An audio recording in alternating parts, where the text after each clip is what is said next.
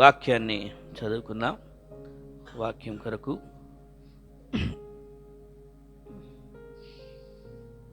మత్తయి సువార్త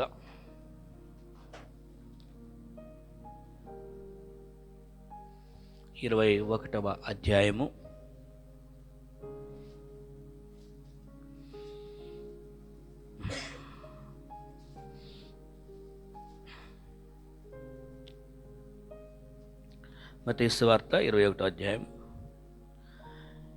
28వ వచనం నుంచి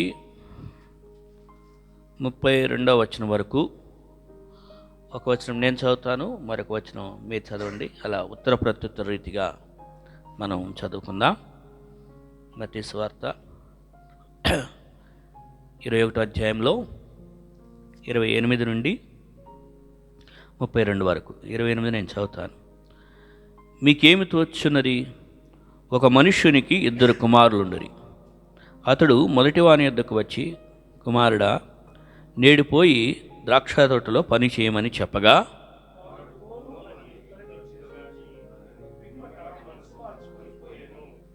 అతడు రెండవ వాని యొద్దకు వచ్చి ఆ ప్రకారమే చెప్పగా, వాడు అయ్యా పోదుననెను, కానీ పోలేదు. ఈ ఇద్దరిలో ఎవడు తండ్రి ఇష్ట ప్రకారం చేసిన వాడని వారిని అడిగెను.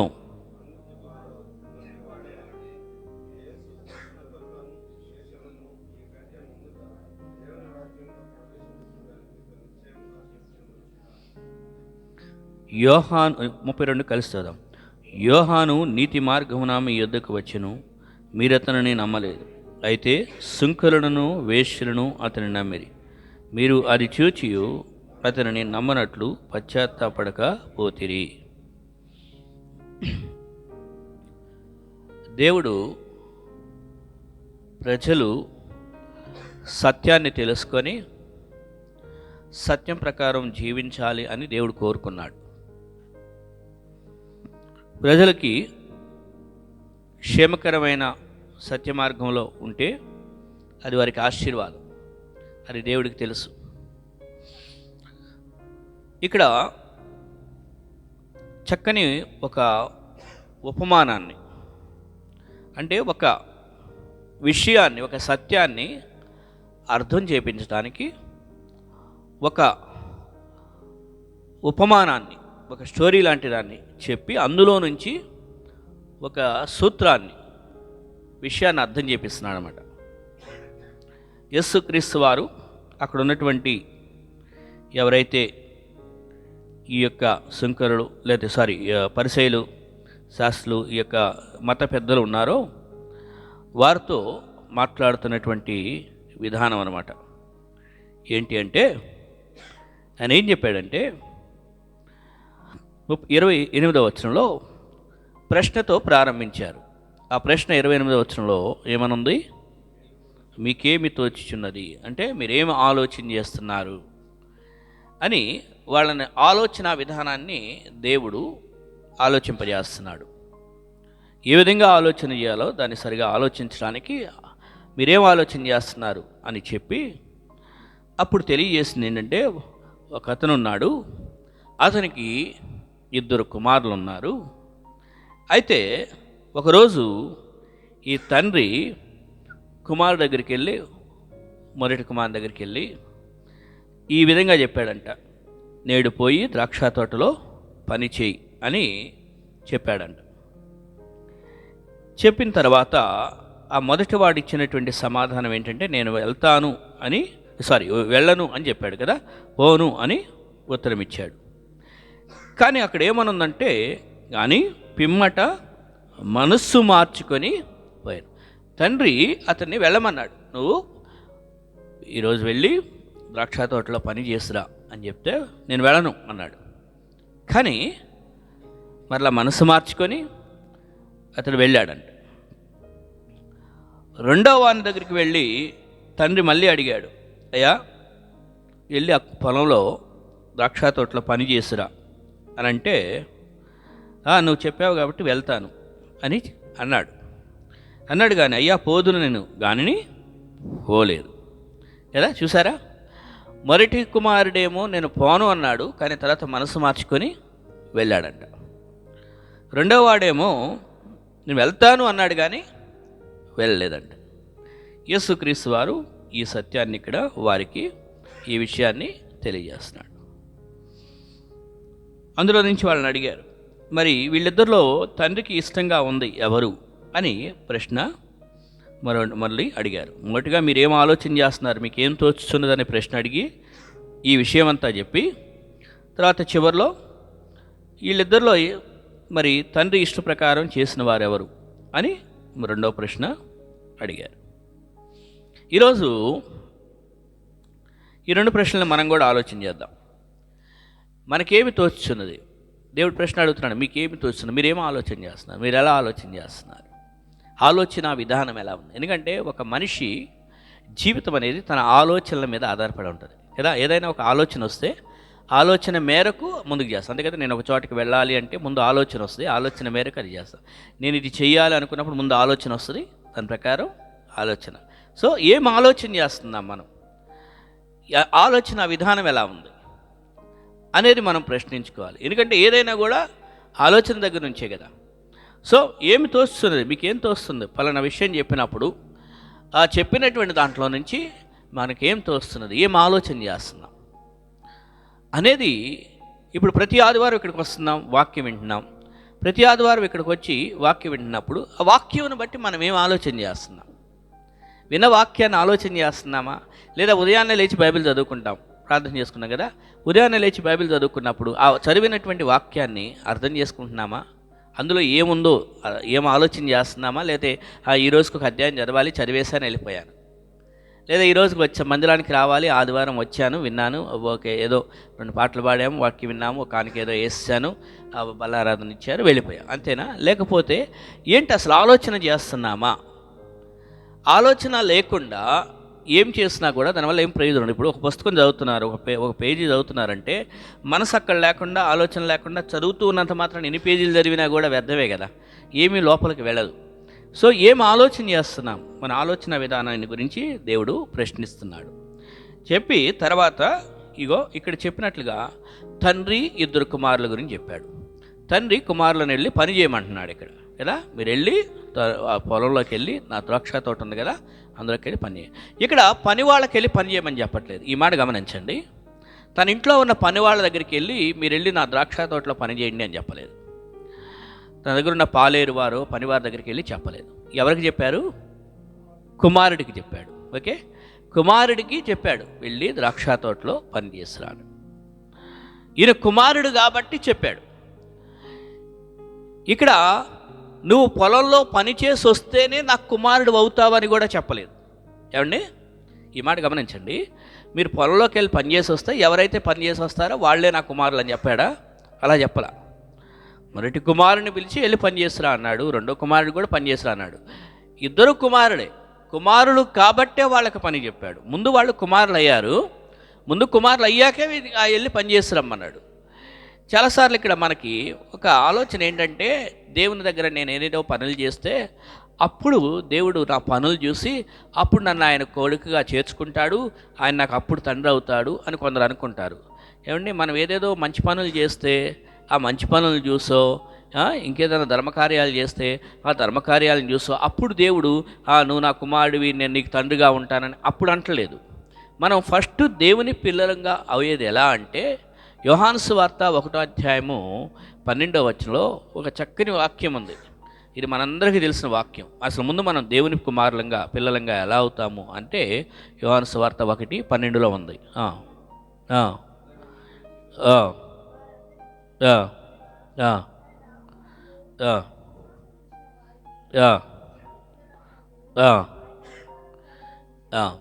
సో ఇక్కడ తన్ను ఎందరు అంగీకరించరు అంటే, దేవుణ్ణి ఎవరైతే అంగీకరించి విశ్వసించారో, యేసుక్రీస్తునందు విశ్వసించారో, యేసుని హృదయంలో అంగీకరించారో, యేసు నా పాపాల కొరకు శిలువలో చనిపోయాడని యేసుని అంగీకరిస్తారో, యేసుని కలిగి ఉంటారో, విశ్వసించిన వారికి దేవుడు ఏమిచ్చాడంట? దేవుని కుమారులమయ్యే అధికారం ఇచ్చాడు. ఎవరైతే దేవుని విశ్వసించారో, యేసునందు విశ్వాసం ఉంచాడో, యేసుని అంగీకరించిన వారికి ఆయన కుమారులే. ఆయన మనకి తండ్రి, మనం ఆయనకు కుమారులు. అంతేగాని నువ్వు పొలంలోకి వెళ్ళి పని చేసి వస్తేనే, నా కొరకు ఏదో కార్యాలు చేస్తేనే అప్పుడే నువ్వు నాకు కుమారుడు అని చెప్పలేదు. ఓకేనా?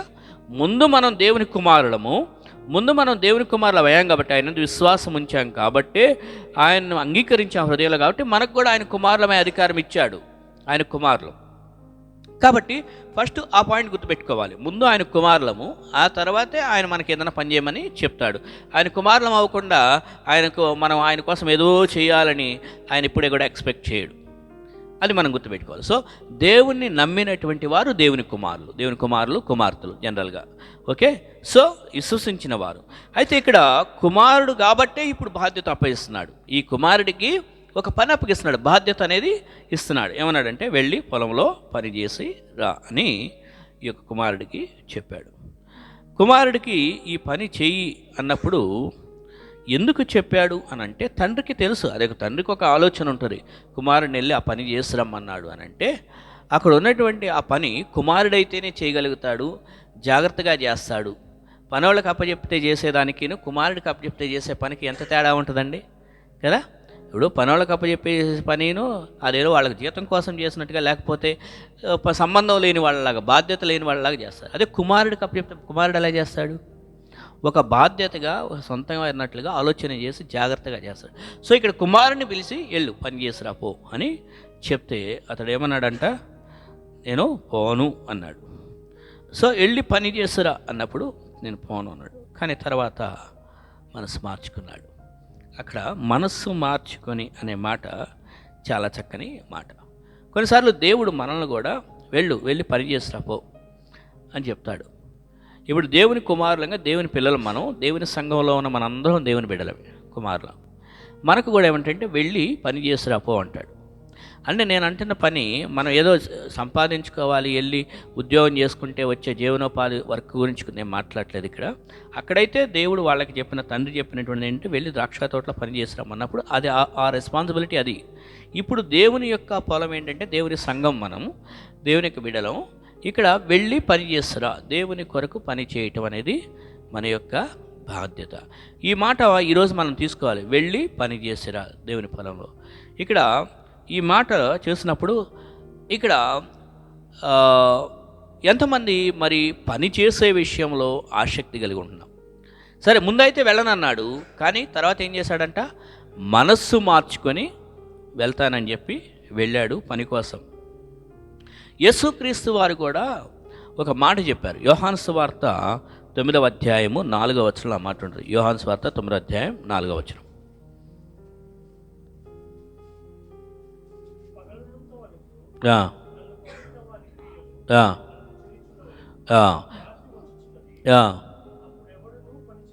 సో ఇక్కడ పగలున్నంత వరకు కూడా నన్ను పంపిన వాని క్రియలు మనం చేయాలని చెప్పాడు. పగలున్నంత వరకు ఉన్నప్పుడు అంతే కదా, ఆ రోజుల్లో చీకట్లు, కరెంట్లు కూడా లేవు కాబట్టి ఆ పని సూర్యుడి వెలుగులో ఉన్నప్పుడు సూర్యుని వెలుగులో ఆ యొక్క పనులు చేయాలి. సో పంపిన వాని కార్యాలు చేయాలని చెప్తున్నాడు ఇక్కడ, పంపిన వాని యొక్క క్రియలు. యేసుక్రీస్తు వారు పరలోకం నుంచి, తండ్రి దగ్గర నుంచి పంపించబడ్డారు కదా. పరలోకం నుంచి యేసుక్రీస్తు వారు ఈ లోకంలోనికి పంపించబడ్డారు. యేసుక్రీస్తు వారు దేవుని యొక్క కుమారుడు. ఆయన అన్నాడు, నన్ను పంపిన ఆ తండ్రి పనులు మనం చేయాలి. ఆ యొక్క పని ఏదైతే ఉందో ఆ పనులు చేయటం కోసమే నేను వచ్చాను. అందుకని ఆయన చాలాసార్లు చెప్పాడు, నా చిత్తం కాదు ఆయన చిత్తాన్ని జరిగించడానికే నేను వచ్చాను అన్నాడు. కాబట్టి తండ్రి అప్పగించిన పనిని చేయటం కొరకే దేవుని కుమారులంగా మనం ఈ భూమి మీద ఉండాలి. కానీ నేను నా సొంత పని నేను చేసుకుంటాను అనుకుంటే మంచిదే, కష్టపడాలి, మనం సంపాదించుకోవాలి, ఇల్లు గడవాలి. అయితే ఇక లైఫ్ అంతా అదే కాదు, జీవితం అది ముఖ్యం కాదు. ఎందుకనంటే ఈ భూమి మీద జీవించే జీవితం తాత్కాలికమైన జీవితం. ఓకే, మరి ఈ తాత్కాలికమైన జీవితం జీవించేది 60 ఏళ్ళలో, 70 ఏళ్ళలో, 100 ఏళ్ళలో బ్రతుకుతాం. ఆ తర్వాత చనిపోదాం, మరి దేవుని దగ్గరికి వెళ్తాం. అక్కడ దేవుడు లెక్క అడుగుతాడు, నువ్వు నా రాజ్యం కొరకు ఏం చేసావని. మరి ఏం చేయలేదు ప్రభా అన్నామనుకో, అక్కడ ఎలా ఉంటుందో ఆలోచన చేయండి. సో కాబట్టి ఇక్కడ నేను పని చేస్తున్నాను అంటే నేను తండ్రి చిత్తాన్ని జరిగించడానికే వచ్చాను అని చెప్పి యేసుక్రీస్తు వారే చెప్పాడంటే, మరి ఆ ఇప్పుడు యేసుక్రీస్తు వారు, పరలోకపు తండ్రి, పరిశుద్ధాత్మ ముగ్గురు కూడా త్రిత్వము, ఏకత్వము, ఇక సమానం. అధికారంలో కానివ్వండి, వారికి ఉన్న శక్తుల్లో కానివ్వండి, వారికి ఉన్నటువంటి సమస్తంలో. లేక నేను నా చిత్తం, నేను దేవుడు, నేను సమానం అని నా ఇష్టం వచ్చినట్టు నేను చేస్తానన్నాడు. ఇక్కడ ఆయన ఏమన్నాడంటే, నా తండ్రి చిత్తాన్ని చేయటానికి, కార్యాలు చేయడానికి, క్రియలు చేయడానికి వచ్చాను. సో ఈ భూమి మీద ఉన్న మనకి ఓకే, దేవుడు సొంత చిత్తాన్ని ఇచ్చాడు, సంతోషం. ఈ భూమి మీద నీకంటూ మనకంటూ ఎవరి హక్కులు వాళ్ళకున్నాయి. వాళ్ళెవరు నాకు చెప్పడానికి, నా పని ఏదో నేను చేసుకుంటాను అన్నట్లుగా ఉంటాం, రైట్. బట్ నా హక్కు నేను ఉపయోగించుకుని నా పని నేను చేసుకుంటాను, రైటే. కానీ మరి తండ్రి, పరలోకపు తండ్రి చెప్పిన పని కూడా చెప్పడానికి, చేయడానికి ఏమన్నా ఆలోచన చేస్తున్నామా? ఏదో ఒక బాధ్యత దేవుడు అప్పగిస్తూ ఉంటాడు మనకి. దేవుని పనులుగా మనం ఏం చేస్తున్నాం? వెళ్ళమంటే ఏమి వెళ్ళనులే అని అంటున్నామా? కానీ మనసు మార్చుకొని అతడు వెళ్ళాడు. మనసు మార్చుకోవడం అనేది గొప్ప విషయం. ఎవరైనా కూడా కొన్నిసార్లు వద్దులండి, ఇప్పుడు ఏం వెళ్తాం, ఏం చేస్తాం, వద్దులే, చేయలేము అనుకుంటాం. ఉదాహరణకి ప్రార్థనా కూటానికి వెళ్ళాలంటే అబ్బాయి ఏం వెళ్తామండి, ఆదివారం వెళ్ళి రావటమే ఎక్కువ, ఇంకా ప్రార్థనా కూటానికి ఏం వెళ్తాం అనుకుంటామేమో. లేకపోతే ఇంకోటి దేవుడు ఏదో చెప్తాడు, ఇంకేదో పని అప్పగిస్తాడు, ఏం చేస్తాంలేండి, ఏం వెళ్తాంలేండి. అదే మామూలుగా మన పనుల కోసం అనుకోండి, అబ్బా చాలా హడావుడిగా, చాలా అంతా కూడా ఆసక్తిగా, ఎంతో ఇంట్రెస్ట్గా పనులకు వెళ్తూ ఉంటాం.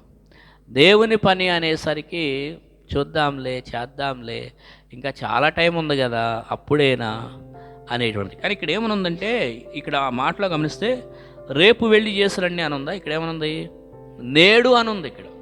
సో పని చేసేది కూడా ఎప్పుడంటే నేడు అని ఉంది ఇక్కడ. అంటే రేపు అనేటువంటి మనకు తెలియదు కదా, రేపేంటో మనకు తెలియదు, రేపేం జరుగుతుందో మనకు తెలియదు.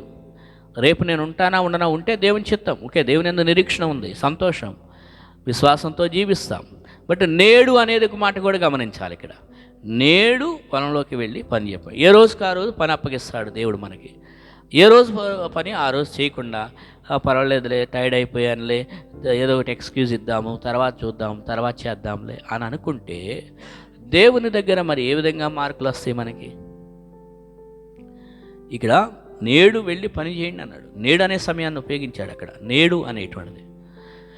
ఎందుకంటే మనకి దేవుడు ఒక సమయం ఇచ్చాడు అని అంటే ఆ సమయము దేవుని చేత ఇవ్వబడినప్పుడు అది దేవుని మహిమ కొరకు ఉపయోగించడంలో గొప్ప విషయం ఉంది. అది రేపు చూద్దాంలే, దేవుడు కూడా రేపు టైం ఇస్తాడులే అనేది మనం గ్యారంటీ చెప్పలేం. అందుకే ఇక్కడ నేడు, అందుకనే కీర్తనల గ్రంథంలో ఒక మాట, సామెతల గ్రంథంలో 27వ అధ్యాయంలో 1వ వచనం ఒక మాట ఉంటుంది. 27వ అధ్యాయము 27:1 సామెతలు. సో రేపటి దినం గురించి అతిశయపడదు, రేపటిని గురించి ఆలోచించేసి ఏదో బోస్టింగ్గా ఫీల్ అవ్వద్దు. ఏమని? ఎందుకని? అదండి, అర్థమైందా? రేపు అనుకుందాం, రేపు చేద్దాంలే, పర్వాలేదులే అని అనుకుంటే ఏం సంభవిస్తుందో మనకి తెలియదు. ఏమి సంభవిస్తుందో తెలియదు. నా క్యాలెండర్లో రేపు అనేది నాకు ఉందో లేదో నాకు తెలియదు. కాబట్టి ఏ రోజుకు ఆ రోజు నేడు అను సమయం ఉండగానే, అందుకని రక్షణ గురించి కూడా బైబిల్ ఏం చెప్పంటే, ఇంత గొప్ప రక్షణను నిర్లక్ష్యం చేసిన ఎడలా ఎలాగూ తప్పించుకుంటామని చెప్పి నేడు అనే సమయం ఉండగానే రక్షణ పొందాలి అన్నాను. చాలామంది యేసుప్రభుని నమ్ముకోండి, యేసుప్రభు నందు విశ్వాసం ఉంచండి, పాపక్షమాపణ వస్తుంది, యేసుప్రభుని నమ్ముకుంటే పరలోకానికి వెళ్తాం, నరకం నుండి తప్పించబడతామంటే ఎన్ని తర్వాత ఆలోచన చేద్దామనండి. ఇప్పుడు ఇంకా చిన్న వయసులో ఉన్నాం కదా, ఇప్పుడు ఏమన్నా అవసరమా? కొద్దిగా ఈ వయసు దాటాక, లేదా మ్యారేజ్ అయ్యాక, లేకపోతే ఉద్యోగం వచ్చిన తర్వాత, లేకపోతే ఇక అన్నీ అయిపోయి ముసలోళ్ళం అయిపోయాక అప్పుడు ఆలోచన చేద్దాంలే అంటారు. అప్పుడు దాకా ఉంటామో పోతామో మనకేం తెలుసు? ఏమంటే మనం చెప్పగలమా రేపు దాకా నేను ఉంటానండి, నా మ్యారేజ్ అయ్యేదాకా నేను ఉంటాను, నాకు ఉద్యోగం వచ్చేదాకా, నేను ముసలోడిని అయ్యేదాకా నేను ఉంటానని చెప్తామా? గ్యారంటీ ఇస్తామా మనం? లేదు, గ్యారంటీ లేదు. తర్వాత చూద్దాంలే, రేపు చూద్దాంలే, ఎల్లుండి. దేవుడు అందుకనే కొందరి జీవితాల్లో కొన్ని రకాలైన ఆశీర్వాదాలు ఎందుకు ఇవ్వడు అంటే, దేవుని విషయాల్లో వాళ్ళు వాయిదా వేసేటువంటి లక్షణాలు ఉంటాయి కాబట్టి. రేపు చూద్దాం, ఎల్లుండి చూద్దాం, ఆ తర్వాత చూద్దాం, నెక్స్ట్ టైం ఆలోచన చేద్దాం అనుకుంటే దేవుని విషయాల దగ్గరికి వచ్చేసరికి ఈ వాయిదా విధానం అనేది దేవుడు ఇష్టపడాడు. ఎందుకంటే రేపు ఏం జరుగుతుందో మనకు తెలియదు కదా. ఎందుకంటే ఏ నాటికీడు ఆనాటికి చాలన్నాడు, రేపు ఏం సంభవిస్తుందో మనకు తెలియదు అన్నాడు. అందుకే రేపు ఉందలే అని చెప్పి ఆలయాపన చేయొద్దు. సోమరి గురించి చెప్తూ, సోమరి చీమల యొద్దకు వెళ్ళు అన్నాడు ఈ సామెతల్లోనే. చీమలు ఏం చేస్తాయంటే అవి చాలా యాక్టివ్గా ఉండి ఎప్పుడు పని చేసుకుంటూ ఉంటాయి. ఏ చీమ అయినా ఖాళీగా అలా పడుకొని ఉంటాం ఎక్కడన్నా మీరు చూసారా? ప్రతి చీమ చూడండి బిజీగా చక్కగా అలా వెళ్తూ ఏదో తెచ్చుకుంటూ ఉంటుంది, తెచ్చుకుంటూ ఉంటుంది, ఏదో తెచ్చుకుంటూ ఉంటుంది. ఎందుకంటే మళ్ళీ ఆపద కాలం వస్తే ఎట్లా ఉంటుందో తెలియదు, ఉన్న సమయాన్ని ఉపయోగించుకోవాలని చెప్పి ఆ చీమ ఉండేదే ఇంత. కానీ అది ఎంత చక్కగా పని చేసుకుంటూ, భారం మోసుకుంటూ ఎంత ప్లాన్గా ఉంటుందో ఆలోచన చేయండి. సో ఇక్కడ అదే అనమాట, సమయము పని కోసము మనం కేటాయించాలి. ఆ సమయము అనేటువంటి దాన్ని వాయిదా వేస్తూ చూద్దాంలే అనుకుంటే అది చేయవలసిన పని చేయలేనప్పుడు మనం ప్రమాదంలో పడతాం. అదనమాట. ఒక విద్యార్థి చాలా పెద్ద వయసు వచ్చేస్తుందో బాధపడుతున్నాడు. చదువుకునే వయసులో కానీ నేను సరిగా చదువుకొని ఉంటే ఈరోజు నా పరిస్థితి ఇలా ఉండదు కదా అని తర్వాత బాధపడుతున్నాడు. అవును కదా. ఇప్పుడు ఏదైనా కూడా దేవుడు ఒక సమయం ఇస్తాడు. అదనమాట ఆలోచన చేయాల్సింది. ఇక్కడ వీళ్ళు పని చేయమని చెప్తున్నాడు. మరి ఆ పని చేసే మనస్తత్వం ఉందా? ఈ ఒకతను మాత్రం రెండో వాడు వెళ్ళు అంటే వెళ్తాను అన్నాడు, కానీ వెళ్ళలేదు. వెళ్తానని మాటకైతే చెప్పాడు కదా. ఇది ఇక్కడ అదనమాట. ఇక్కడ అంటే ఏదో వెళ్ళాలి, మాట చెప్పాలి కాబట్టి చెప్పాడు అంతే. కానీ ఏం లేదంటే ఆయనకి మనసు లేదు, ఆయనకి ఆలోచన విధానం లేదు. అందుకనే మనం ఒక మాట గమనించాలి. నెహెమ్యా గ్రంథంలో ఒక చక్కని మాట ఉంటుంది. నెహెమ్యా గ్రంథము 4వ అధ్యాయంలో ఎజ్రా, నెహెమ్యా, ఎస్తేరు ఉంటుంది కదా, అట్లాగా నెహెమ్యా గ్రంథంలో 4వ అధ్యాయంలో 6వ వచనం 4:6 నెహెమ్యా 4:6 గట్టిగా.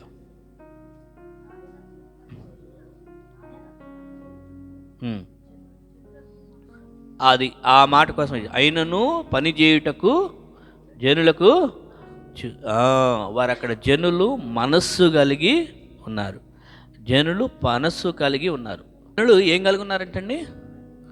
ఏం కలిగి ఉన్నారు? మనస్సు. దేనికోసం? పడుకోవడానికా?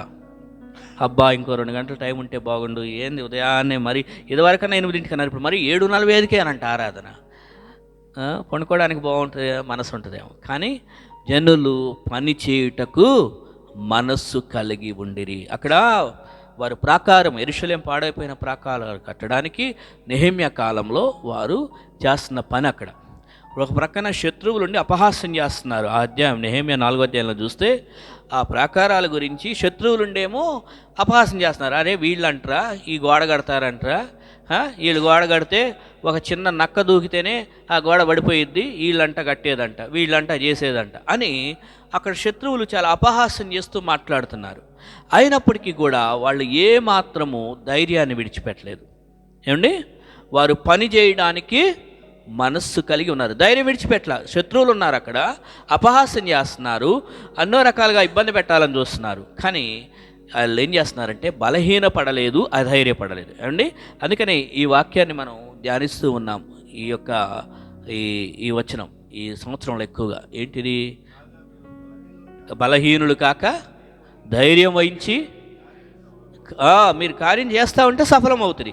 ఇక్కడ కూడా అక్కడ నెహెమ్యా గ్రంథంలో వారు ధైర్యం వహించి పని చేస్తున్నారు. అక్కడ మనస్సు కలిగి ఉన్నారు పని చేయడానికి, మనస్సు కలిగి ఉన్నారు పని చేయడం. సో మనస్సు కలిగి పని చేయటానికి ఉంటే ఆ పని చెయ్యాలి. నేను ఇగో దేవుని కొరకు ఈ పని చేయాలి, దేవుని కొరకు ఇది చేయాలి, దేవుని కొరకు ఇది చేయాలి అని నాకు పని అప్పచెప్పండి అని కోరుకుంటూ ముందుకు వస్తే దేవుడు కూడా పని ఇస్తాడు అన్నమాట. పని ఇస్తాడు. ఎందుకనంటే మనసు ఉండాలి ఫస్ట్. ఇక్కడ ఇతనికి రెండవ దగ్గరికి వెళ్ళినప్పుడు తండ్రి చెప్పాడు, తండ్రి వెళ్ళి కుమారుడు వెళ్ళి పని చేయంటే వెళ్తానన్నాడు. కానీ కేవలం అది మనస్సు లేదు, పైకి నోటికి చెప్పాలి. కాబట్టి తండ్రికి వెళ్ళనంటే మళ్ళీ పెద్ద ఆర్గ్యుమెంట్ అయ్యిద్ది. ఎందుకు వచ్చిన గోవాలి, ఈ గోవాలంతా ఆర్గ్యుమెంట్ చేసుకోవడం ఇప్పుడు అంత అవసరమా? వెళ్తాలే అంటే సైలెంట్ అయిపోతాడు కదా. చాలామంది చూసారా, చాలా చోట్ల పాయింట్ని మళ్ళీ ఇంకా ఎక్కడ నో అంటే ఏమైపోయిద్ది అని చెప్పేసి అక్కడితో సైలెంట్ చేసేద్దామని చెప్పేస్తారు.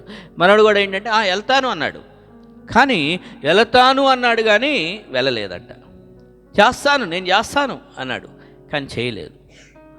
కానీ ముందువాడు మాత్రం నేను చేయను అన్నప్పటికీ మనస్సు మార్చుకొని. ఏమంటే చాలామంది మనలో కూడా కొన్ని సందర్భాల్లో మన ద్వారా మిస్టేక్స్ జరిగి ఉండొచ్చు, కొన్ని విషయాలు వాయిదా పడతాయేమో. ఇప్పటికైనా మనస్సు మార్చుకొని ఉంటే మంచిది. మనసు మార్చుకోలేదనుకోండి, ఇక రాయిలాగా అయిపోయిన తర్వాత అప్పుడు అది ఏమైపోయిందంటే వాత వేయబడిన మనసాక్షి అని బైబిల్ చెప్పింది. ఇక వాత వేయబడిన మనసాక్షికి ఏంటంటే ఇక ఆ కాన్షియస్కి స్పృహ ఉండదు. కానీ ఇతడు మనసు మార్చుకున్నాడు చూడండి, అంటే మనసు ఆలోచన చేశాడు. అరే ఆయన పని చెప్పాడు, నా డాడీ నాకు పొలంలోకి వెళ్ళి ద్రాక్ష తోటలోకి వెళ్ళి పని చేసి రమ్మన్నాడు, వెళ్ళనని నేను చెప్పాను. ఒక తండ్రి ఒక పని అప్పగించాడు అంటే నాకు అది వెళ్ళి చేసి రావడం బాధ్యత కదా. దాంట్లో ఒక ప్రయోజనం ఉంటుంది కదా అని ఆలోచన చేసి మళ్ళా వెళ్తానని చెప్పి వెళ్ళాడు. అంటే మనస్సు మార్చుకోవడం. మనందరినీ కూడా మారు మనసు పొందాలనే దేవుడు కోరుతున్నాడు. చాలా విషయాల్లో మనం ఏం చేస్తామంటే మనసు కఠినం చేసుకొని, లేదు నేను ఇట్లానే ఉంటాను, ఇట్లా లేదు. మనసు మార్చుకుంటే, దేవుని దగ్గర బెండ్ అవుతూ ఉంటే దేవుడు అనేక విషయాలు మనల్ని బ్లెస్ చేస్తూ ఉంటాడు. లేదనుకొని రాయిలాగా కఠినంగా ఉంటానని అనుకున్నది, ఆ రాయి అలానే ఉంటే ఏమైందంటే దానివల్ల ఏం ప్రయోజనం లేదు. కాబట్టి ప్రతిదీ కూడా మనం గమనించాల్సిన, ఏదో ఒక విషయంలో మనం ఒకేసారి నో అనుకున్న తర్వాత అయినా మనసు మార్చుకొని అవకాశం ఉన్నప్పుడు, సమయం దొరికినప్పుడే దేవుని కొరకు పనిచేసే వారంగా ఉంటే, ఇక్కడ వీళ్ళు ఏం చేశారు? పని చేయట కొరకు మనసు కలిగి ఉన్నారు. మరి మనం దేవుని కొరకు పని చేయటానికి మనసు కలిగి ఉన్నానా, లేకపోతే తప్పించుకోవడానికి మనసు కలిగినా? అది మనం అర్థం చేసుకోవాలి. ఇక్కడ వీళ్ళు గోడలు కడుతున్నారు.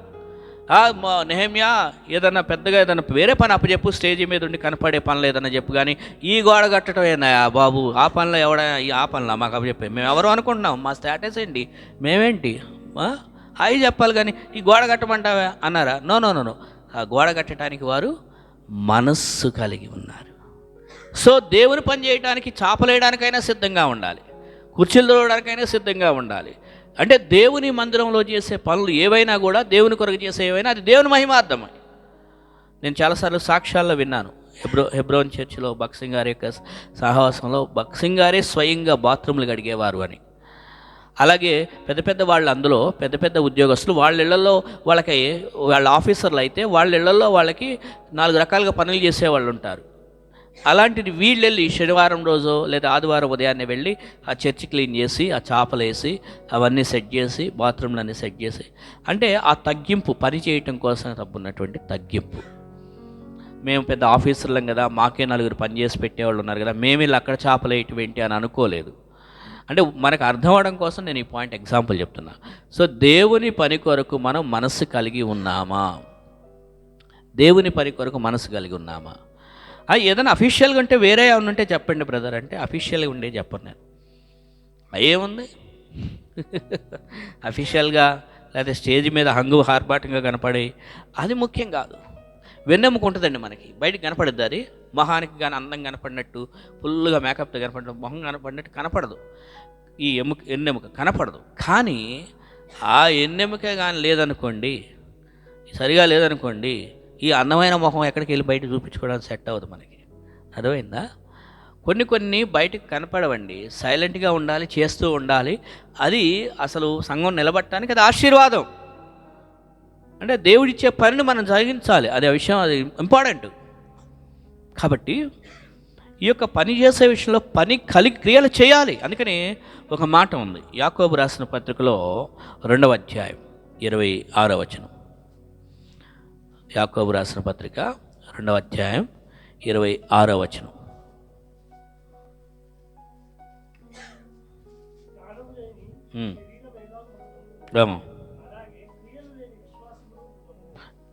చూడండి, శరీరం గురించి ఎంత పెద్ద బాడీ బిల్డ్ ఉన్నా, లేదా ఎంత చక్కని అందము సౌందర్యం కలిగిన శరీరమైనా, ప్రాణం లేదనుకోండి, ఏం చేస్తారు? ఆ శవాన్ని బయటికి తీసుకురండి అంటారు. మహా అయితే ఒక రోజు ఉంటారు, తర్వాత ఏం చేస్తారు? దాన్ని ఏం చేస్తారు? శవాన్ని ఊడ్చిపడేస్తారు, లేదా కాల్ చేస్తారు, ఏదో ఒకటి చేస్తారు. లేదండి ఇంత అందమైన శరీరం కదండి అని దాచిపెట్టుకుంటారా? లేదండి జిమ్కి వెళ్ళి బాగా పెంచిన బాడీ కదండి అని ఇంట్లోనే దాచిపెట్టుకుంటారా? లేదు. ఆ శరీరంలో ఉండవలసిన ప్రాణం పోయినప్పుడు అది వ్యర్థమే కదా. సేమ్ వే ఇక్కడ కూడా ఏమనంటే, విశ్వాసం అనేటువంటిది క్రియలు కలిగి ఉండాలి. క్రియలు లేకుండా, అబ్బా బ్రదర్ నా విశ్వాసం ఏంటో తెలుసా అని, నేను 30 ఏళ్ళ ఎక్స్పీరియన్స్ బ్రదర్ నా విశ్వాసం అంటే అంటాడు దేవుడు, ప్రయోజనం లేదంటాడు. విశ్వాసము దానికి ఏమి జోడై ఉండాలంటే క్రియలు. విశ్వాసము క్రియల్లో కనపడాలి. ఎస్, నాకు విశ్వాసం ఉంది, దాన్ని నేను క్రియల్లో చూపించాలి. అందుకని అబ్రహాము క్రియల్లో చూపించాడు, విధేయత కలిగి ఉన్నాడు, దేవుని మీద నమ్మకం ఉంచాడు, ముందుకు వెళ్ళాడు. సో క్రియలలో విశ్వాసం కనపడితే అది దాని యొక్క ప్రయోజనం. లేదనుకోండి, డెడ్ బాడీతో సమానం, మృతమైన దానితో. క్రియలు లేని విశ్వాసం వ్యర్థం అన్నాడు, ఇంకా మృతమైంది అది. కాబట్టి మనం క్రియలు కలిగి ఉండాలి. విశ్వాసం ఉందని చెప్పుకుంటే కుదరదు, క్రియలు కలిగి ఉండాలి. క్రియలు చేస్తున్నామా? దేవుని కొరకు ఏం క్రియలు చేస్తున్నాం? మనల్ని దేవుడు ఎందుకు రక్షించాడండి? దేవుడు ఎందుకు రక్షించాడు? ఎఫెసీయులకు రాసిన పత్రిక 2వ అధ్యాయంలో 10వ వచనంలో ఒక మాట ఉంటుంది. ఎఫెసీ 2వ అధ్యాయం. దేవుడు ఎందుకు మనల్ని రక్షించాడు, ఇంకా ఎందుకు ఈ భూమి మీద పెట్టాడు? ఎఫెసీ 2:10.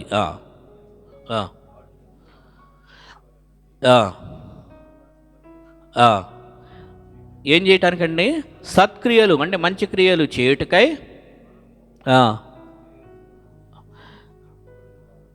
క్రీస్తు యేసునందు సృష్టింపబడిన వారమైన. ఏమండి, క్రీస్తు యేసు మనల్ని సృష్టించుకున్నాడు అంటే యేసునందు మనం నూతన జన్మ పొంది ఉన్నాం కదా. ఇప్పుడు నూతన సృష్టి, క్రీస్తు రక్షణ పొందిన మనం నూతన సృష్టి. క్రీస్తు యేసునందు ఎందుకు సృష్టించుకున్నాడంటండి? రోజు నేను అంత గొప్ప ఇంత గొప్ప అని చెప్పుకోవడం కోసమా? కాదు, సత్క్రియలు చేయుటకై. సత్క్రియలు ఏం చేస్తున్నాం మనం? ఎవరికన్నా బాగోలేదు వారి కోసం ప్రార్థన చేస్తున్నామా? ఎవరికైనా బాగోలేదు వారిని పరామర్శిస్తున్నామా? ఇంకేదైనా చేస్తున్నామా?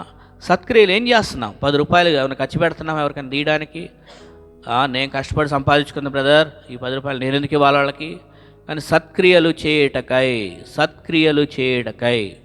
మనం జీవితంలో ఎందుకు బ్రతుకున్నాం, ఎందుకు రక్షించుకొని, దేవుడు ఎందుకు రక్షించుకొని ఇంకా భూమి మీద ఎందుకు బ్రతికించేస్తున్నాడంటే ఏదో ఒక సత్క్రియలు దేవుని కొరకు, దేవుని రాజ్యం కొరకు, దేవుని పొలంలో వినియాడు. అక్కడ నా ద్రాక్ష తోటలో అన్నాడు కదా. దేవుని సంఘంలో, దేవుని బిడ్డల కొరకు ఏదైనా ఖర్చు పెడుతున్నామా? ఏమన్నా చేస్తున్నామా? ఏదైనా చేస్తే మళ్ళీ దాన్ని పెద్ద డబ్బాగా కొట్టుకుంటున్నామా బయట ఎక్కువగా కనపడాలని? అది కూడా అవసరం, చేయాలంతే సైలెంట్గా. ఏం చేస్తున్నాం దేవుని కొరకు? చేశానా? సత్క్రియలు చేస్తున్నాను. దేవుడు ఎందుకు సృష్టించుకున్నాడు నన్ను? మనసు కలిగి ఉన్నామా క్రియలు చేయడానికి?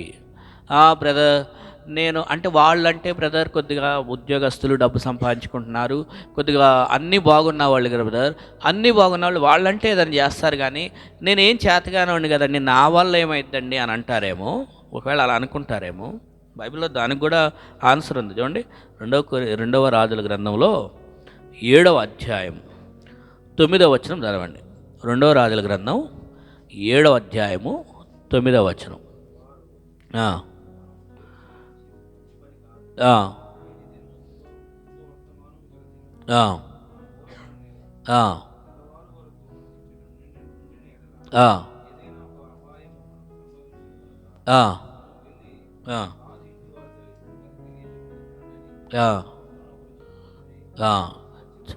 చాలండి, చాలు. మీరు తర్వాత ఇంటికి వెళ్ళాక ఈ అధ్యాయం చదవండి. ఈ 2వ రాజుల గ్రంథం 7వ అధ్యాయం ఈ భాగం ఏంటంటే 4 కుష్ఠవ్యాధి కలిగినటువంటి వ్యక్తుల గురించిన విషయం అండి ఇది. ఎవరండి వాళ్ళు? కుష్ఠవ్యాధి. కుష్ఠవ్యాధులు అంటే వాళ్ళు ఎలా ఉంటారు? చేతులు ఇవన్నీ తినేసేసి, కాళ్ళు కూడా కొద్దిగా వేళ్ళన్నీ తినేసి, పాపం వాళ్ళకి ఇక ఎవరన్నా ఏదైనా సహాయం చేస్తేనే ఏదన్నా ఉంటుంది, అంతేగాని వాళ్ళు పని చేసి సంపాదించుకోలేరు, అంతే కదా. అంటే వాళ్ళు ఇంకో మాటలో చెప్పాలంటే నిరాశ్రయులు. పాత నిబంధన కాలంలో అసలు ఈ యొక్క కుష్ఠవ్యాధి కలిగిన వారిని అయితే ఊరి బయట పెడతారనమాట.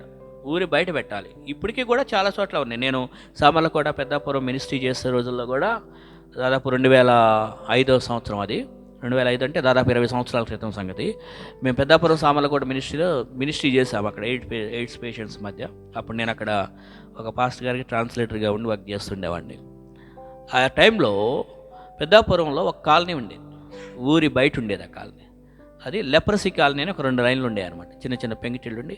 ఇంకా వాళ్ళ జోలి ఎవరు వెళ్ళరు, వాళ్ళు ఎవరు లోపలికి ఇటు ఊర్లో కూడా రాలేరు పాపం. ఎందుకంటే ఏదైనా ఉంటే అక్కడక్కడ భిక్షాటం చేసుకుంటారు, అంతేగాని వాళ్ళ దగ్గరికి వెళ్ళి ఎవరన్నా స్నేహం చేయటం లేకపోతే వాళ్ళు ఊర్లోకి ఎక్కువగా వచ్చి ఉండటం అనేది జరగదు. ఎందుకంటే ఒక అంటరాని వాళ్ళలాగా ఉండేవాళ్ళు. అంటే ఇంకొక మాటలో చెప్పాలంటే ఇక చేతగాని వాళ్ళు, అంటరాని వాళ్ళు అన్నట్లుగా తక్కువ చూపుతూ ఉండేవాళ్ళు కుష్ఠవ్యాధులు అంటే. సో ఇలాంటి వ్యాధి కలిగిన ఈ 4 ఇక్కడ ఈ సంఘటన ఏంటంటే వాళ్ళకి చక్కగా అద్భుతంగా అనుకోకుండా రాత్రి ఏం జరిగిందంటే ఒక స్థలానికి వెళ్ళినప్పుడు అక్కడ చక్కని ఆహార పదార్థాలు దొరికినాయి వాళ్ళకి సమృద్ధిగా. ఆ దేశంలో ప్రక్కన చూస్తేనేమో దేశంలో వీళ్ళకే కాదు మిగిలిన వాళ్ళకి కూడా కరువులో ఉన్నారు, సరైన ఆహార పదార్థాలు లేవు, కరువు ఉంది, అది కరువు టైం ఫుల్గా. అలాంటి టైంలో వీళ్ళు వెళ్ళినప్పుడు వాళ్ళు అన్నారు, ఎందుకు ఇక్కడ ఖాళీ కూర్చోవడం, ఎక్కడున్నా ఆకలికి చచ్చిపోతున్నాం కదా, వెళ్ళి ప్రయత్నం చేద్దాం. మీరు అధ్యాయం చదవండి, నేను మీకు నక్షల్లో చెప్పేస్తున్నా సారాంశం. అధ్యాయులు వాళ్ళు ఏమన్నారంటే, ఇక్కడ కూర్చొని ఖాళీగా ఎందుకు, ఇక్కడున్నా చచ్చిపోతాం, అక్కడికి వెళ్తే శత్రువులు చంపుతారో లేకపోతే వాళ్ళు బతికినిస్తారు, వెళ్దాం ముందైతే అని వాళ్ళు ఏం చేస్తారంటే క్రియ చేయడానికి ముందుకెళ్ళారు. అక్కడ వెళ్ళిన తర్వాత వాళ్ళకి చక్కగా ఆహార పదార్థాలు దొరికినాయి, సమృద్ధిగా తిన్నారు. అక్కడ బంగారం ఇంకా కావాల్సింది తెచ్చుకొని ఇంట్లో పెట్టుకొని, ఇవన్నీ చాలా సమృద్ధిగా ఉన్నాయి, మనం చేస్తున్న మంచి పని కాదు, ఇవన్నీ ఇక్కడ అంత సమృద్ధి కలిగిన ఆహార పదార్థాలు ఉన్నాయి కాబట్టి ఈ విషయాన్ని మనం రాజుగారికి వాళ్ళ ఇంటి వారికి తెలియజేద్దాం, దేశంలో ప్రజలకు ఇక్కడ చక్కని సౌకర్యాలు ఉన్నాయని చెప్దామని కానీ వీళ్ళు ఇక్కడే వద్దు, మనం ఈ రాత్రి ఇక్కడే కూర్చుంటే మంచిది కాదు, మనం చేసేది మంచి పని కాదు, మన కోసం మనమే పెట్టుకోవడం కరెక్ట్ కాదని ఒక కుష్టివ్యాధి కలిగిన నలుగురు ఆలోచన చేస్తున్నారండి. ఊరు మొత్తం మనల్ని వెలివేసింది కదా ఎట్లానో, కాబట్టి ఇదంతా మన జీవితకాలానికి సరిపోయింది, మనమే వెళ్ళి పెట్టుకుందాం అనుకున్నారా? లేదు, ఊరు వాళ్ళకి, రాజుగారికి, అందరికీ తెలియాలని చెప్పి ఆ కుష్టివ్యాధి కలిగిన వాళ్ళు వెళ్ళి అక్కడ ఉదయాన్నే సమాచారం అందించారు. కుష్టివ్యాధి కలిగిన వాళ్ళు చూడండి, చేతగాని అనుకున్న వాళ్ళు ఒక మంచి పని చేయడానికి ముందుకెళ్ళినప్పుడు మరి అన్ని అవయవాలు బాగుండి అంతా బాగున్న మనము ఇంకా మంచి పనులు చేయడానికి ఇంకెంత ముందుకెళ్ళాలండి? అంతమో లేదండి, వాళ్ళంటే ఉద్యోగస్తులు బాగానే సంపాదించుకుంటారు, లేదా వాళ్ళంతా ఆరోగ్యంగా ఉన్న వాళ్ళండి ఏమండి. మరి ఈ విషయం ఏం చెప్పాలి? 2 రాజుల 7వ అధ్యాయం. దేవుడు ప్రతి ఒక్కళ్ళకండి కొంత పొటెన్షియల్, ఒక సామర్థ్యత అనేది ఇచ్చాడు. బైబిల్ ఏం చెప్పిందంటే మీరు లోకానికి ఉప్పు అయి ఉన్నారు అన్నాడు, అలాగే మీరు లోకానికి వెలుగై ఉన్నారు అన్నాడు. ఉప్పు వెలుగు 2 భాగాలు చూసుకుంటే మనం, ఉప్పు అది ఎక్కడుంటే అక్కడ ఆ పదార్థాన్ని ప్రభావితం చేస్తుంది, అలాగే వెలుగు కూడా ఎక్కడుంటే అక్కడ ఆ ప్రాంతాన్ని, ఆ ప్రజలకు ప్రయోజనకరంగా ప్రభావితం చేస్తాయి. అలాగే దేవుడు ఉప్పు అనేటువంటి, వెలుగు అనేటువంటి కొంత పొటెన్షియల్ సామర్థ్యతని మనలో ఉంచినప్పుడు ఈ సామర్థ్యతని మనము అలాగ వేస్ట్ చేసుకోకూడదు, దాన్ని ఉపయోగించాలి. మనం ఏ సంఘంలో అయితే ఉన్నామో, ఏ ప్రజల మధ్య అయితే ఉన్నామో అక్కడ మన మంచి క్రియలు అనేవి కనపడాలి, జరగాలి, చేయాలి సత్క్రియలు. ఏం చేస్తున్నాం మరి? ఇక్కడ నువ్వు పొలంలోకి వెళ్ళి పని చెయ్యి అన్నాడు, పని చేయమని కమాండ్మెంట్ ఇచ్చాడు. చేత అయితే చెయ్యి, వీలైతే చెయ్యి అని అనలేదు, వెళ్ళి చెయ్యి అన్నాడు. కమాండ్మెంట్ ఇది. వీలైతే చేయండి బ్రదర్ అనలేదు, చేయండి అంతే అన్నాడు. ఒకవేళ ఇక్కడ కానీ నేను చెప్పాను, ఇప్పుడు ఏం బ్రదర్ ఏంది కమాండ్ చేస్తున్నారు, చర్చికి ఇది కావాలి ఇదివ్వండి అని అంటాడా? అని అట్లా అనొచ్చా? లేనిపోయి అసలు అన్నయ్యే కొంతమంది ఇప్పుడు పుట్టిస్తారు. నేను దేనికో ఎవరినో బ్రదర్ డబ్బులంతా ఇచ్చేసేయమన్నాడు, దానికోసం పుకారు ఒకటి రేపారనమాట ఒక చోట. నేను అసలు ఎప్పుడు కూడా ఎవరికి అట్లా చెప్పను, పిచ్చి కోతలు పిచ్చి మాటలు కాకపోతే కానీ ఎప్పుడైనా కూడా. కానీ ఇక్కడ కమాండ్ ఇచ్చాడు తండ్రి.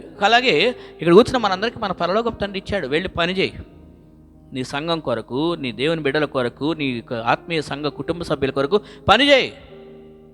నా కొరకు నేను భక్తిగా బతుకుతున్నాను, నా వరకు నేను సంతోషంగా ఉన్నాను, నా వరకు నేను ప్రార్థన చేయండి ఇతరుల కోసం. లేదా ఎవరికైనా సువార్త చెప్పలేదా? వాళ్ళు ఏదో మన సంఘస్థులు ఎవరికైనా వాళ్ళ ఇళ్లలో వాళ్ళకి రక్షణ లేదా? ఎలాంటి సువార్త చెప్పండి. ఊరిక వేరే వేరే విషయాలతో టైం పాస్ చేసే కన్నా దేవుని కొరకు ఏం చేస్తున్నాము, క్రియలు ఏం చేస్తున్నాం.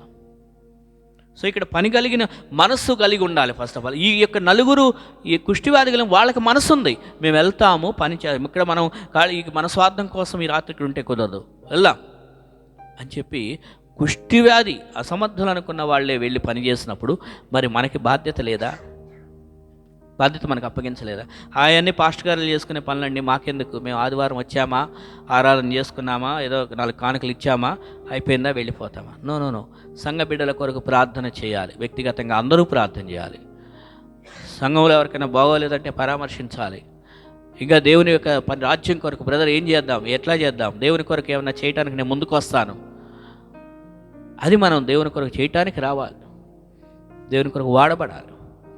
దేవుని కొరకు ఒకరోజు సెలవు పెడితే పోయేదేం లేదు, ఒకరోజు జీతం పోతే పోయిందేమో, కానీ దేవుని రాజ్యం కొరకు ఉంటారు. ఎందుకంటే ఇక్కడ ఇంకో మాట చూసారా, మీకు రివార్డ్ అనే పదం ఉంది ఇక్కడ. అంటే పని చేసే పనికి ఏమంటుంది ఇక్కడ? రివార్డ్ ఉంటుంది దేవుని చేసే పనికి. ఎందుకంటే ఇక మనకి ఇప్పుడు ఇక టైం లేదు, ఇక అటన్నిటిలోకి వెళ్ళను. కానీ నేను 1 కొరింథీ 3వ అధ్యాయం చదవండి మీరు ఇంటికి వెళ్ళాక. 1 కొరింథీ 3వ అధ్యాయంలో పని వాని పని నిమిత్తం వానికి జీతం ఇవ్వబడును అని చెప్పి, బంగారము వెండి వెలగల రాళ్ల వలె ఉంటేనేమో ఆ పనికి జీతం వస్తుంది. అలా కాకుండా గడ్డి కర్ర కొయ్యకాలు వలె కట్టబడిన పని అనుకోండి, అది బూడిదలో కాలిపోయి బూడిదైపోద్ది, అగ్నిలో కాల్చి. అంటే దేవుడు టెస్ట్ చేస్తాడు మనం చేసే పని, అది నిలిచి ఉండే పని, దానికి బహుమానం ఇస్తాడు. అలా ప్రయోజనం లేని పనులు చేసామనుకోండి, దానికి బహుమానం రాదు, ఎందుకంటే అది బూడిదైపోయింది కదా. సో చేసే పని కూడా ప్రయోజనకరమైనదై ఉండాలి. కానీ నా మనసుకి ఇది వచ్చిందండి నేను ఇదే చేస్తానన్నాం అనుకో, దేవుడిని అడగాలి, దేవా ఇది నీ చిత్తంలో ఉందా లేదా. అందుకని కుమారుడైన యేసుక్రీస్తు వారు కూడా నా తండ్రి చిత్తమును చేయటమే నాకు ఇష్టం అన్నాడు. అంతేగాని నా చిత్తం చేయటం కాదు. నేను ఇలా అనుకున్నానండి, ఇలా చేద్దాం అనుకున్నాను అందుకే ఇలా చేశాను, నువ్వు అనుకోవడం కాదు. దేవుడు ఏమనుకుంటున్నాడు, దేవుని చిత్త ప్రకారం. బ్రదర్ మీరు చెప్పండి నన్ను ఏం చేయమంటారు, లేకపోతే దేవుడు ఏం చెప్తున్నాడు, దేవుని బిడ్డలంగా ఆలోచన చేద్దాం. ఎందుకంటే ఏమి ఆలోచించుచున్నారు అనే ప్రశ్న ఉంది ఇక్కడ. ఏం ఆలోచన చేస్తున్నాం? కాబట్టి దేవుని ఆత్మ ప్రకారం, దేవుని ఆత్మ ప్రేరేపణతో ఆ పని కొరకు మనం ముందుకు చేయడానికి వెళ్ళాలి. కానీ నా మనసుకి ఇట్లా వచ్చిందని అనకూడదు. పరిశుద్ధాత్మను హృదయంలో ప్రేరేపిస్తాడు ఏం చేయాలనేది, అది మనము గమనించాలి. సో నేడు అనే సమయం ఉండగానే కానీ ఎప్పుడో నెక్స్ట్ వీక్ 10 రోజుల తర్వాత ఎప్పుడో చేద్దామని అంటే అప్పుడు దాకా మనం ఉంటామో ఉండము. అప్పుడు ఉంటే అప్పుడు చేయాల్సిన అప్పుడు చేయాలి, అంతే కదా. ఇప్పుడు చేయాల్సినవి ఇప్పుడు చేయాలి. దేవుని కొరకు ఏం చేయాలన్నా ముందుకు రావాలి, దేవుని కొరకు వాడబడాలి. మనం మాత్రం దేవుని కొరకు మాత్రం రాకుండా దేవుడా నాకు అది కావాలి ఇది కావాలి అజ్జే ఇజ్జే అంటాం. దేవుడేం స్వార్థపరుడు కాదు, నువ్వు ఇది చేస్తేనే నేను ఇది చేస్తానని అంత మూర్ఖుడేం కాదు. మనం దేవుని కొరకు ఏం చెప్పినా ఆయన మనకు కృప చూపించే దేవుడు. చక్కగా ఆహారాన్ని ఇస్తున్నాడు, మనకి చక్కని వస్త్రాలను ఇస్తున్నాడు, ప్రతిరోజు పని చేసుకోవడానికి సాయం చేస్తున్నాడు. వెళ్తున్నాము, సంపాదించుకుంటున్నాం, వస్తున్నాం, ఏదో ఒకటి చేసుకుంటున్నాం. దేవుడైతే నువ్వు ఇది చేస్తేనే నీకు ఇది చేస్తానని స్వార్థపరుడు కాదు. దేవుడైతే ఆయన ఇచ్చే కృప ఇస్తూనే ఉన్నాడు, ఆశీర్వాదం అయితే ఆపట్లేదు. బట్ మరి మన తరపు నుంచి మన బాధ్యత ఏంటి? కాబట్టి ఒకవేళ ఇంతవరకు చేయకపోతే మనసు మార్చుకొని చేయటం అనేది మన యొక్క బాధ్యత. మనం చదువుకున్నటువంటి భాగంలో తండ్రికి ఇష్టమైన కుమారుడు ఎవరని, మనం ఇలా దేవుడి చెప్పినటువంటిది చేస్తే మనం ఇష్టపడిన వారంగా ఉంటాం. ఆయన ఇష్టపడతాడు. ఇప్పుడు 4 పిల్లలు ఉంటారు, కానీ ఈయనంటే నాకు చాలా ఇష్టం అని అంటారు, తెలుసా? ఎందుకనంటే ఆ ఇష్టం అన్న దగ్గర దాని అర్థం ఏంటంటే ఈ మిగిలిన వాళ్ళు నా కొడుకులు కాదని అర్థం కాదు, వాళ్ళు నా కుమారులే, కానీ ఇతను నా కుమారుడు, ఇతను నా యొక్క ఇష్టమైన కుమారుడు అనేది ఇతని యొక్క అర్థం అనమాట. ఇష్టమైన కుమారుడికి మామూలు కుమారుడికి డిఫరెన్స్ ఉంటుంది. యేసుక్రీస్తు వారికి ఉన్నటువంటి 12 మంది శిష్యుల్లో కూడా డిఫరెన్షియేషన్ ఉంది. ఆయనకి ఇన్నర్ సర్కిల్ ఉన్నారు. యేసుక్రీస్తు వారికి చాలా క్లోజ్ స్నేహితుడు ఎవరు, క్లోజ్ అపొస్తలుడు అంటే యోహాను. తర్వాత ఇంకో సెకండ్ సర్కిల్ ఉంది. అక్కడికి వచ్చేసరికి పేతురు, యాకోబు, యోహాను రెండో సర్కిల్. ఓకే, ఉన్న 12 మందిలోని ఇక ఇది దాటుకొని తర్వాత ముందుకు వెళ్తే అప్పుడు మిగిలిన 12 మందిలోకి వస్తారనమాట. 12 మంది ఆయన శిష్యులే, కానీ ప్రియమైన శిష్యుడు యోహాను. తర్వాత నెక్స్ట్ లెవెల్లో పేతురు, యాకోబు, యోహాను. అలాగే ఉంటారు మనకు సంఘంలో కూడా. ఎస్, అందరం సంఘ సభ్యులమే, అలాగే పరలోకపు తండ్రి మనందరం ఆయన పిల్లలమే. కానీ మరి ఆయన చిత్తాన్ని జరిగిస్తూ ఉంటే ఇంకా ఇష్టమైన పిల్లలుగా ఉంటారు. ఎందుకంటే యేసుక్రీస్తు వారి విషయంలో పరలోకపు తండ్రి ఇతడు నా ప్రియ కుమారుడు, ఇతని యందు నేను ఆనందించుచున్నాను అన్నాడు. మరి మన గురించి కూడా రేపు పొద్దున ఆయన సాక్ష్యం చెప్పాలి అంటే మనము కూడా మరి ఆయనకి ఇష్టమైన కార్యాలు చేయాలి కదా. ఏం చేస్తున్నాం? దేవుడు మనల్ని ఏం చేయమంటున్నాడు? ఎవరికైనా సువార్త చెప్తున్నామా? ఎవరికైనా ప్రార్థన చేస్తున్నామా? ఏదైనా ఇంకేదైనా దేవుడు చెప్పింది, ప్రేరేపణ ఇచ్చింది చేస్తున్నామా? ఇది ఎవరికి వాళ్ళని పరీక్ష చేసుకుందాం. దేవుని కొరకు ఏ విధంగా ఆలోచన చేస్తున్నాము, మనం దేవుని పొలంలో ఏ విధంగా పని చేస్తున్నాం, దేవుని సంఘంలో అనేది హృదయాలు పరీక్షించుకుందాం. దేవుడిచ్చే సామర్థ్యత కొలది ముందుకు వెళ్ళాలి. ఎందుకంటే మీరు లోకానికి వెలుగు, లోకానికి ఉప్పు అయి ఉన్నారు. ఒక సామర్థ్యత మనకి ఇచ్చాడు. ఆ వెలుగుని ఉప్పుని కోల్పోవద్దు, అది కలిగి జీవించుదాం దేవుని మహిమ కొరకు. దేవుడి వాక్యాన్ని దీవించిన గాక. వాక్యం కొరకు జాన్బద్ గారు ప్రార్థన చేసిన తర్వాత మనం అందరూ తలలు వంచి కళ్ళు మూసుకున్నట్లయితే విన్న వాక్యాన్ని బట్టి మనం ప్రార్థించుకుందాం. అత్యున్నత సింహాసనం మీద ఆసీనుడవైన పరలోకమందున్న మా తండ్రి, నీకే ఎనలేని స్తుతులు స్తోత్రాలు నాయన. దేవుడా తండ్రి, ఎంతోమందికి లేని మహాభాగ్యాన్ని నాయన ఇక్కడున్న మా అందరికీ నాయన ఇచ్చిన విధానాన్ని బట్టి మీకు వందనాలు, స్తుతులు, స్తోత్రాలు నాయన. గత మాసం నుంచి నాయన ఈ సమయం వరకు ఎంతోమంది నాయన ఎన్నో భయంకరమైన పరిస్థితుల్లో మరణించి ఉంటున్నారు, ఎంతో భయంకరమైన పరిస్థితుల్లో హాస్పిటళ్ళలో ఉంటున్నారు, ఇంకా భయంకరమైన అనారోగ్యాలతో బాధపడుతూ ఉంటున్నారు నాయనా. అలాంటి సంఖ్యలో మమ్మల్ని చేర్చకుండా దేవుడా తండ్రి, మమ్మల్ని ఆరోగ్యంగా మీ సన్నిధిలో మీ వాక్యం వినడానికి నాయనా, మిమ్మల్ని ఆరాధించడానికి, మిమ్మల్ని ప్రార్థించడానికి ఇచ్చిన గొప్ప ధన్యతను బట్టి మీకు వందనాలు, స్తుతులు, స్తోత్రాలు. దేవుడా తండ్రి, నిజమే తండ్రి నాయన, ఏ రోజు పని ఆ రోజే చేయాలి నాయన. మేము ఈ భూమి మీద సృష్టించబడింది కేవలం సత్క్రియలు, మీకు ఇష్టమైన పనులు చేయడానికని మేము గ్రహించలాగున మీ వాక్యం సెలవిచ్చిన రీతిగా దేవుడా తండ్రి, మేము ఎప్పటికప్పుడు నాయన మీ యొక్క పని చేసే దాంట్లో మేము ఎంత నాయన ఈ భూలోకమైన పనుల విషయంలో బిజీగా ఉన్నా నాయన, మీ యొక్క ఆత్మీయ సంబంధమైన నాయన క్రియలు చేయడానికి నాయన మేము ముందుండులాగున నాయన, మీ యొక్క పనికి మేము త్వరపడులాగున వేగిరముగా ప్రతి ఒక్కరము నాయన ముందుండులాగున కృపను దయచేసి మనసును మాకు దయచేయండి. దేవుడా తండ్రి, విన్న వాక్యం విత్తబడింది తండ్రి, ఆ విత్తబడిన వాక్యాన్ని నాయన నీరు పోసి ఫలింపజేయమని వేడుకుంటున్నాం నాయన. మేము ఇప్పటి వరకు మా కుటుంబాల కోసం మా యొక్క భౌతికమైన పనులు చేసి ఉంటున్నాం. మేము మీ వాక్యం స్పష్టంగా సెలవిచ్చింది తండ్రి, మేము సృష్టించబడింది మీ యొక్క సత్క్రియలు చేయడానికి నాయన.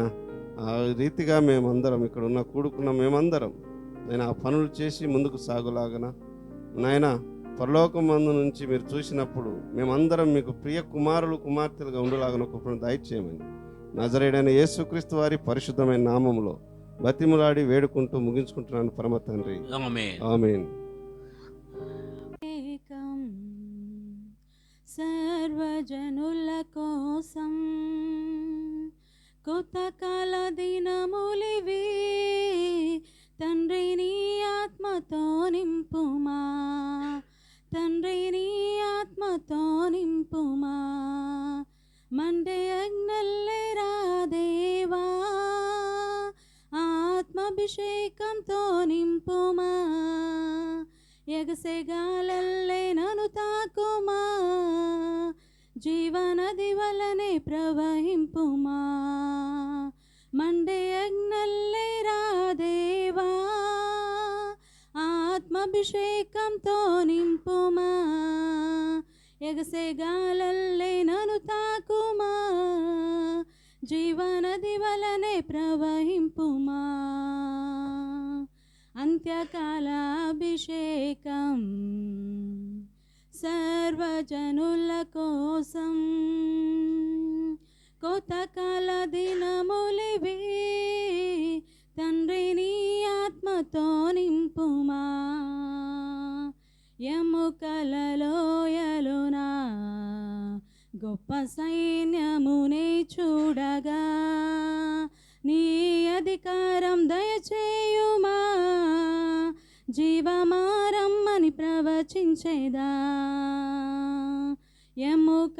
ఎముకలలోయలునా గొప్ప సైన్యముని చూడగా, నీ అధికారం దయచేయుమా, జీవమారమ్మని ప్రవచించేదా, మండే అగ్నల్లెరా దేవా, ఆత్మాభిషేకంతో నింపుమా, ఎగసెగాలల్లే నను తాకుమా, జీవనది వలనే ప్రవచించేమా, మండే అగ్నల్లెరా దేవా, ఆత్మాభిషేకంతో నింపుమా, ఎగసెగాలల్లే నను తాకుమా, జీవనది వలనే ప్రవచించుమా, అంత్యకాల అభిషేకం సర్వజనుల కోసం, కొత్త కాల దినములివి, తండ్రి నీ ఆత్మతో నింపుమా, తండ్రి నీ ఆత్మతో నింపుమా,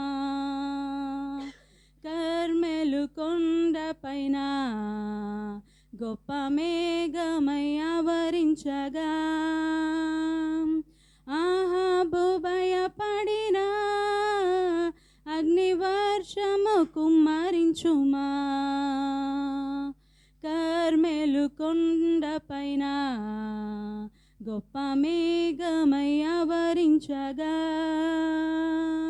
ఆహాబు భయపడిన అగ్నివర్షము కుమ్మరించుమా, మండే అగ్నల్లెరా దేవా, ఆత్మాభిషేకంతో నింపుమా, ఎగసెగాలల్లే నను తాకుమా, జీవనది వలనే ప్రవచించుమా, మండే అగ్నల్లెరా దేవా, ఆత్మాభిషేకంతో నింపుమా, ఎగసెగాలల్లే నను తాకుమా, జీవనది వలనే ప్రవచించుమా, మండే అగ్నల్లెరా దేవా, ఆత్మాభిషేకంతో నింపుమా, ఎగసెగాలల్లే నను తాకుమా, జీవనది వలనే ప్రవచించుమా. హల్లెలూయా.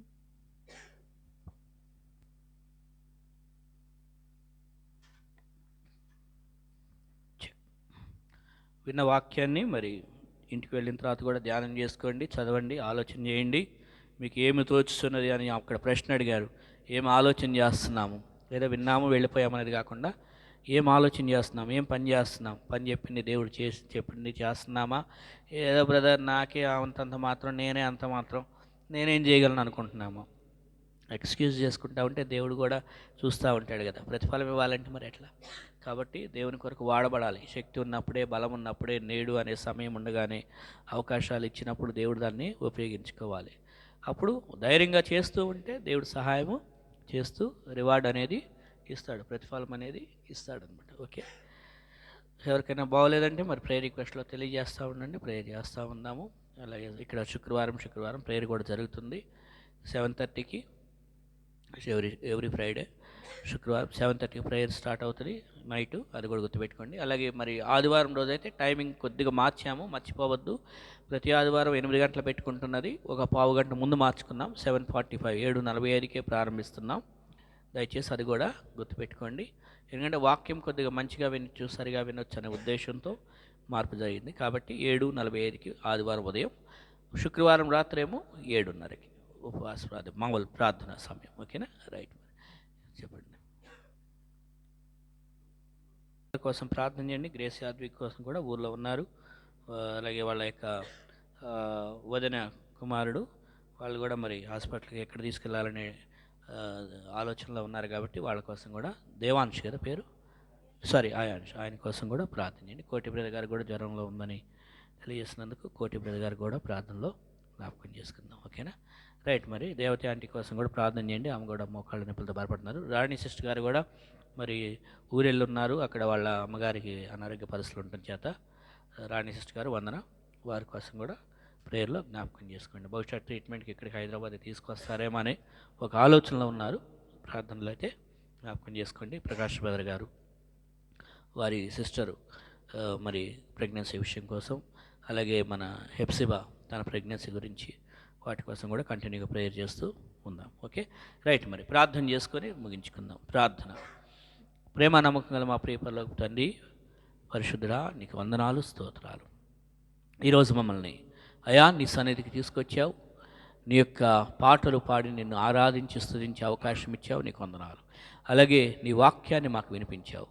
మరి ఏమి తోచుచున్నది, ఏమి ఆలోచన చేస్తున్నావు అని అడిగావు. కాబట్టి మా ఆలోచన విధానం మేము జాగ్రత్తగా ఆలోచించుకోవడానికి సహాయం చేయండి. నువ్వు మాకు చెప్పినది మేము చేస్తున్నామా, లేకపోతే ఇంకేదన్నా అనేది మేము పరీక్షించుకోవడానికి అయ్యా ఎవరికి వారికి సహాయం చేయండి. అలాగే నువ్వు మాకు పని చేసే మనసు దయచేయండి, మేము పని చేయుటకు సహాయం చేయండి.